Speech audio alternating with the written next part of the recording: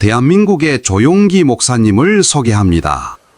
오늘 저는 여러분과 함께 하나님께 관계된 계명이란 제목으로 말씀을 나누겠습니다.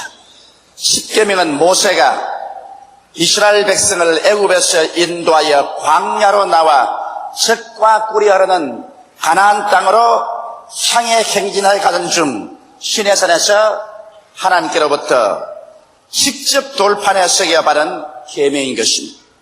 이 10계명 중 4계명은 인간이 하나님께 관계된 계명이고 나머지 6계명은 인간 대 인간에 대한 계명인 것입니다. 예수님께서는 너희가 나를 사랑하면 나의 계명을 지키라고 하셨고 요한 1서 2장 3절로 4절에는 이렇게 기록되어 있습니다. 우리가 그의 계명을 지키면 이로써 우리가 저를 아는 줄로 알 것이요 저를 아노라 하고 그의 계명을 지키지 아니하는 자는 거짓말하는 자요 진리가 그 속에 있지 아니하리라고 말씀하신 것입니다. 우리가 구원을 받는 조건으로서 계명을 지키는 것은 아닙니다. 구원은 오직 우리 위해서 십자가에 못 박여 몸짓고 피 흘려 주신 예수님의 은혜로 말미암아 받습니다. 그러나 우리가 구원을 받았기 때문에 구원받은 사람이므로 열심히 하나님의 계명을 지켜서 우리 스스로의 생활에 변화를 바랄 뿐 아니라 진실로 하나님을 기쁘시게 하고 이 세상에서 빛과 소금의 생활을 해야만 진실로 하나님 믿는 백성으로서의 영광을 나타낼 수가 있고 또 우리의 구원을 보존할 수가 있는 것입니다. 그러면 오늘은 하나님께서 우리 인생에 주신 하나님께 관계된 계명을 알아보고자 하는 것입니다. 첫째로 성경에는 너는 나 외에 다른 신들을 내게 있게 하지 말지냐고 말한 것입니다. 천지와 만물을 지으신 하나님은 오직 한 분밖에 없습니다. 창세기 1장 1절에 태초에 하나님이 천지를 창조하시냐고 기록되어 있는 것입니다. 이러므로 유일무이하신 만유를 지으신 하나님 이외에 다른 신을 우리의 주위에 절대로 두지 말라고 하나님께서 명한 것입니다. 그러면 도대체 다른 신은 무엇일까요? 이 우주에 하나님 이외에 또 다른 신이 있을 수 있을까요? 성경 말씀 가운데 보면 하나님의 천사장 중에 루시퍼, 우리 한국말로 병명하면 계명성이라는 아주 지위가 최고로 높은 천사장이 있었습니다. 하나님이 그를 높이어서 영화롭게 하고 심히 큰 권능을 주심에 그가 교만해졌습니다. 하늘 천사 3분의 1을 가리고 하나님을 반역하고 하늘에서 쫓겨났었습니다. 그래서 이것이 하나님을 대적하는 사탄이 되어가지고 다른 신이 된 것입니다. 성경은 이사야 14장 12절로 15절에 이렇게 기록하고 있는 것입니다. 너 아침의 아들 계명성이여 어찌 그리 하늘에서 떨어졌으며 너 열국을 엎은 자여 어찌 그리 땅에 찍혔는고 내가 내 마음에 이르기를 내가 하늘에 올라 하나님의 뭇별 위에 나의 보좌를 높이리라 내가 북극 지폐의 산 위에 좌정하리라 가장 높은 구름 위에 올라 지극히 높은 자와 비기리라 하도다. 그러나 이제 내가 음부 곧 구덩이의 맨 밑에 받치우리로다. 여기에서 루시퍼는 자기의 영화로움과 본능의 지극히 큼을 보고서 자기 스스로를 높여 지극히 크신 하나님과 동등되려고 한 것입니다. 그 때문에 하나님께서 더럽게 여기셨어. 이 아침의 아들 계명성 루시퍼를 하늘에서 내어 쫓을 때 그는 하늘의 천사 3분의 1을 반역에 가담시켜서 쫓겨난 것입니다. 이것이 오늘날 다른 신이 되어서 끊임없이 사람들의 마음을 미혹하고 사람들로 하여금 하나님을 섬기지 못하게 하고 있는 것입니다. 바로 이 사탄이 아담과 하와를 꿰어서 하나님을 반역하게 하셨으며 이 사탄이 예수께서 40주 40야 광야에서 금식하셨을 때 찾아와서 예수 그리스도를 어찌하는지 타락하게 하고 하나님을 반역하게 하려고 죽을 예를 썼던 것입니다. 오늘 이 원수 마귀는 우리 세상에서 할 수 있는 최선을 다하여 우리 인생들을 미혹해 하고 우리를 도적질하고 죽이고 멸망시키는 일을 하려는 것입니다. 그들은 종교적인 신들이 되어서 인생들을 미혹해 하여 잘못된 길을 믿게 하는 것입니다. 많은 사람들은 이런 말을 하는 것입니다. 신앙은 다 한 가지다. 종교의 목적은 다 한 가지다. 그러므로 어느 종교든지 우리가 성실하고 착실하게 믿으면 된다고 말하는 것입니다. 여러분 그렇지 않습니다. 진리로 가는 길은 한 가지 길밖에 없는 것입니다. 진리는 여러 가지 길로 가는 것이 아닙니다. 이렇기 때문에 예수께서 말씀하기를 내가 곧 길이요 진리요 생명이니 나로 말미암지 않고는 아버지께로 올 자가 없다고 말한 것입니다. 나는 남의 종교 자체를 비난하지는 않습니다. 종교가 나쁘고 좋다고도 말하지 않습니다.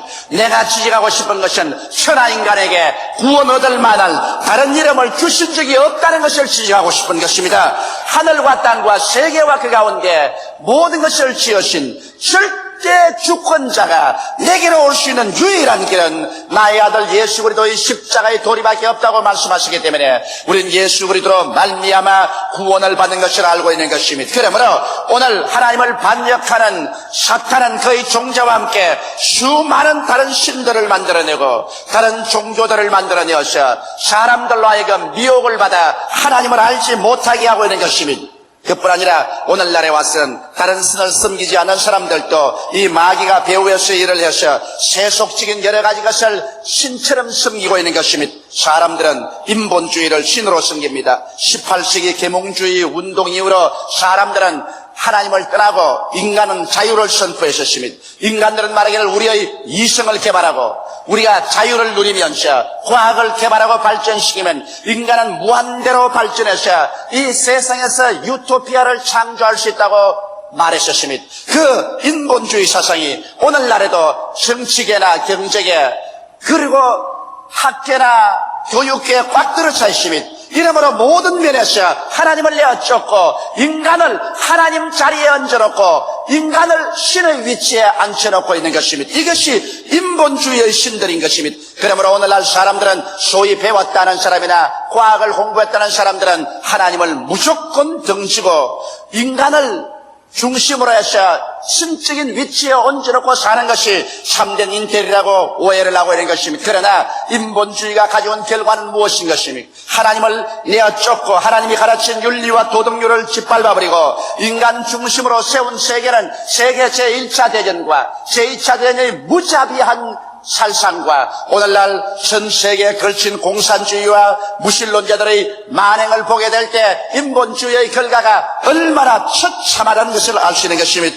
그뿐 아니라 사람들은 권력의 신을 섬기고 있는 것입니다. 사람들은 권력을 얻기 위해서는 모든 것에 수단과 방법을 가리지 않습니다. 그러므로 하나님도 권력을 얻기 위해서는 내어 동댕이 쳐버리고 마는 것입니다.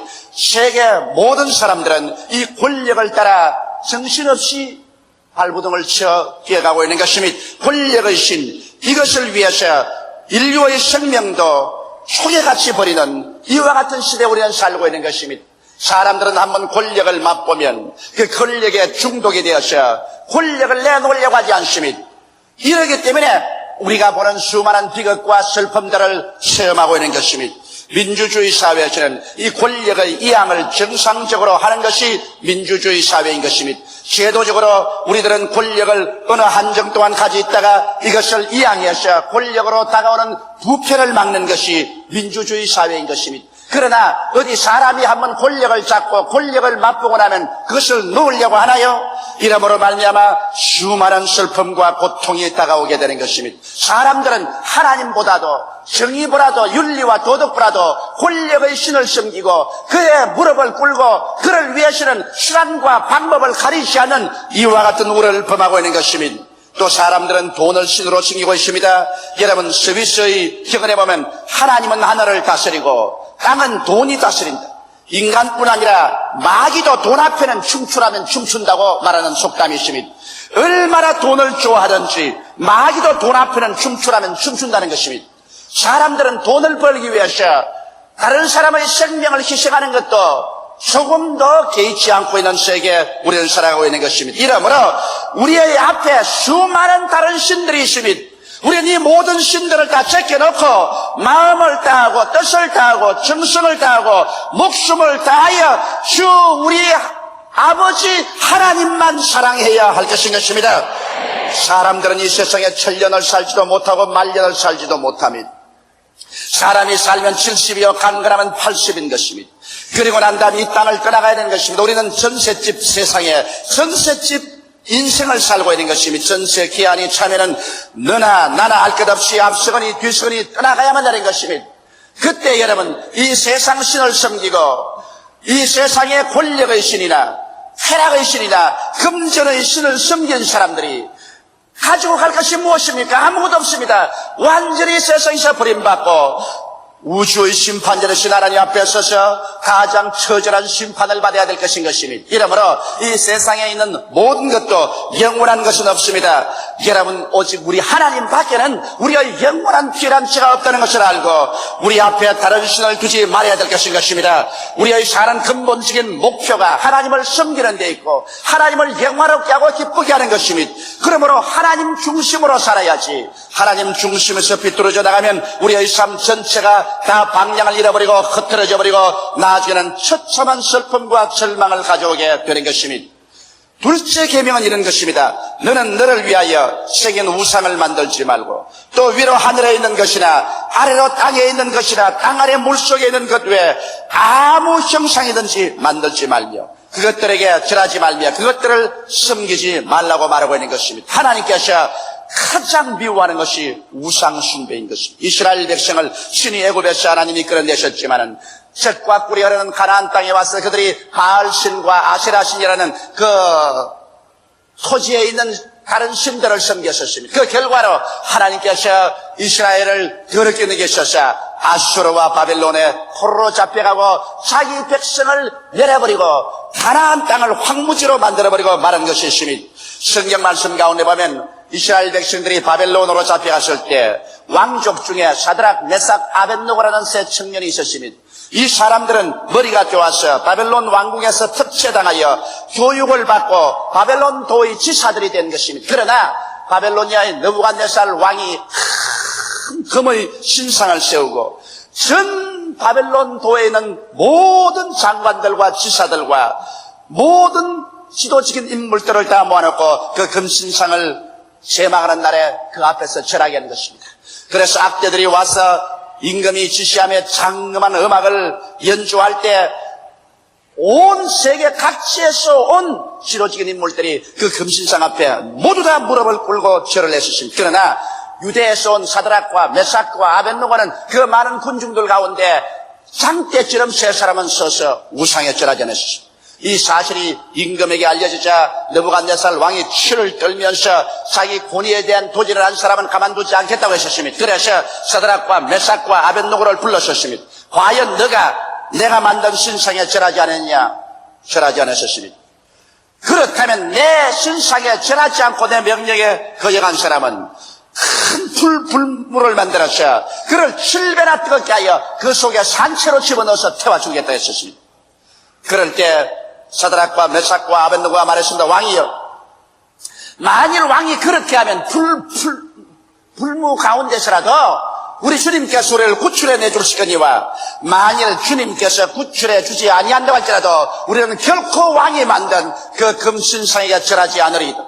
천하를 호령하는 대바벨로니아의 왕 느부갓네살은 이 세 사람의 반역에 치를 들고 발을 둥둥 굴렸었습니다.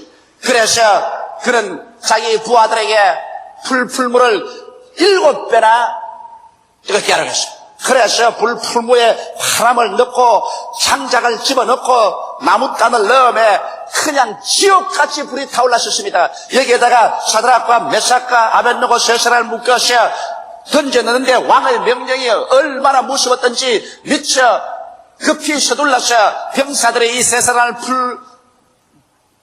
풀무 속에 집어넣으려고 하다가 자기들도 그 불길에 휩싸여서 타 죽게 된 것입니다. 그러나 사드락과 메삭과 아벳느고를 풀무 속에 던져넣는데 얼마 있지 않다가 왕이 깜짝 놀랐었습니다. 왜냐하면 그 안에 들어가 보니까 사드락과 메삭과 아벳느고뿐 아니라 또 한 사람 네 번째 사람이 그들과 함께 손을 잡고 그 주위에 불 가운데서 춤을 추고 있었습니다.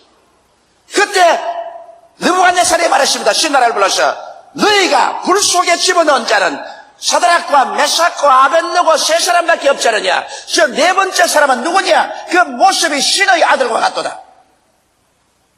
사드락과 메삭과 아벳느고가 우상에 절하지 않기로 결심하고 목숨을 바쳐서 그들은 하나님께 대한 정절을 지키고 불길 가운데 던짐을 받자 하나님의 아들 예수 그리스도께서 보좌에서 뛰어내려와서 그 가운데 들어오신 것입니다.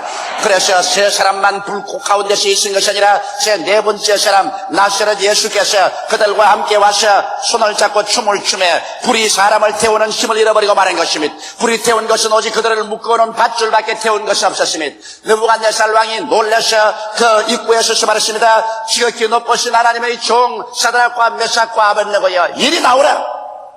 그래서 이 세 사람이 나올 때 네 번째 사람은 사라졌었습니다. 나온 그들을 붙잡고서 옷의 냄새를 맡아보니 불탄 냄새도 없고 조금도 상처를 입지 않았었으며 그들을 묶어놓은 밧줄만 불타버리고 마는 것입니다. 여기에서 바벨로니아의 느부갓네살 왕이 크게 감동하여 회개하고 그가 하나님을 섬기게 된 사실이 다니엘서에 기록되어 있는 것입니다. 이와 같이 그들은 왕이 만든 금의 우상에 절하지 않기로 결심하고 목숨까지도 아끼지 않고 헌신했기 때문에 하나님께서 사랑하여 주셔서 그 네 번째 사람 나사렛 예수께서 오셔서 그들을 도와주신 것입니다. 오늘날도 우리가 우상에 절하지 않고 마음을 다하여 하나님을 섬기며 새긴 우상을 만들지 아니하면 제 네 번째 사람 나사렛 예수께서 여러분의 개인과 가정과 생활에 같이 하여 주셔서 여러분을 축복해 주실 것입니다. 우상을 만들거나 우상을 절하고 섬기는 사람에게는 종교는 있을지 몰라도 의식과 형식은 있을지 몰라도 제 네 번째 사람 우리 주 나사렛 예수 그리스도는 같이 하지 아니한다는 것을 알아야 될 것인 것입니다. 이러므로 우리는 어찌하든지 우상에 절하지 말아야 됩니다. 성경은 말씀하기를 우상에 절하는 자는 하나님을 미워하는 자라고 해주시면 그러므로 이러한 사람은 아비로부터 아들에게로 3, 4대까지 죄를 갚겠다고 말했었으며 우상에 절하지 않은 자는 하나님을 사랑하는 자로서 1000대까지 은혜를 베풀겠다고 말한 것입니다. 이러기 때문에 우리들은 하늘에 있는 모습이나 땅에 있는 형상이나 물 아래에 있는 형상이라도 아무 형상에도 만들지 말며 그것에 절하고 섬기지 말아야 될 것인 것입니다. 이런 견지에서 보게 될 때 오늘날 우리가 당군 성전을 만들고 당군의 상을 만들어서 우리 민족의 뿌리를 잡고 민족적인 심령을 하나로 단결시키기 위해서 그곳에 절하게 하자는 이것은 인간적인 생각이요 사탄의 생각이요 하나님께서 주신 생각은 절대로 아닌 것입니다. 우리는 유일하게 하나님밖에 섬기지 않습니다. 절대로 어떠한 형상과 우상도 만들어서 그것에 절하는 것은 개인이 범죄하게 되고 나라가 범죄하게 되고 하나님의 미움을 받게 되고 3, 4대로 하나님께서 미워해서 심판하겠다고 하셨는데 우리 대한민국이 하나님의 심판을 받고 견뎌낼 것 같이 생각이 되는 것입니까?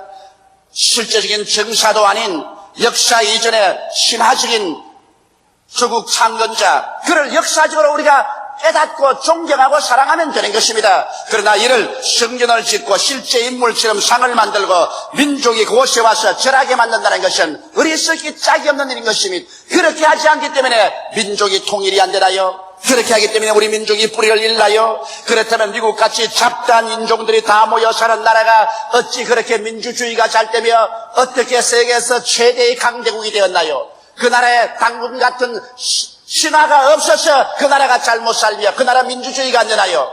민족이 하나가 되기 위해서는 그 나라에 참된 민주주의가 되고 그 나라에 참으로 인권이 존중되고 그 나라의 제도가 국민들의 자유를 잘 보장해 줄 때 국민이 하나 되는 것이지 신화를 통해서 성전을 만들어 놓고 그곳에 상을 만들어 절한다고 해서 뿌리를 찾아 민족이 하나 될 수 있나요?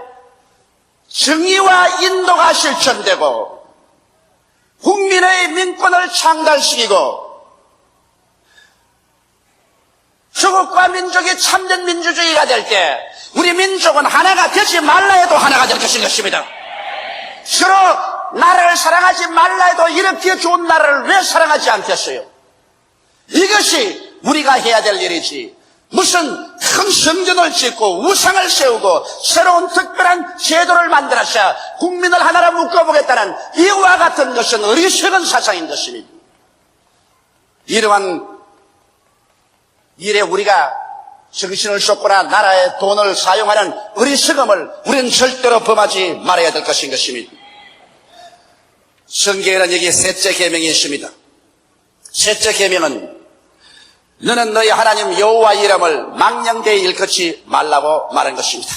우리가 이 땅에 살면서 지극히 크신 우리 하나님의 이름을 망령되이 욕되이 불렀어야 어떻게 하겠습니까? 나라의 법에는 국가 원수의 이름을 욕되게 하면 국법으로 다스림이, 부모의 이름을 욕되게 부르면 사회에서 버림을 받고 못된 자식으로 지칭을 받습니다. 하물며 하늘과 땅과 세계와 그 가운데 모든 것을 지으신 하나님의 이름을 욕되게 일컫고 난 다음 죄 없다고 인정되겠습니까? 성경은 말하기를 나 이름을 망령되이 일컫는 사람을 결코 죄 없다고 인정하지 않겠다고 말한 것입니다. 그러므로 하나님 앞에 정죄받고 난 다음에 그 사람의 기도가 상달되겠습니까? 하나님의 거룩한 이름을 존귀롭게 생각하고 하나님의 이름을 귀하게 여길 때 하나님께서 그 사람을 귀하게 여겨주시는 것입니다.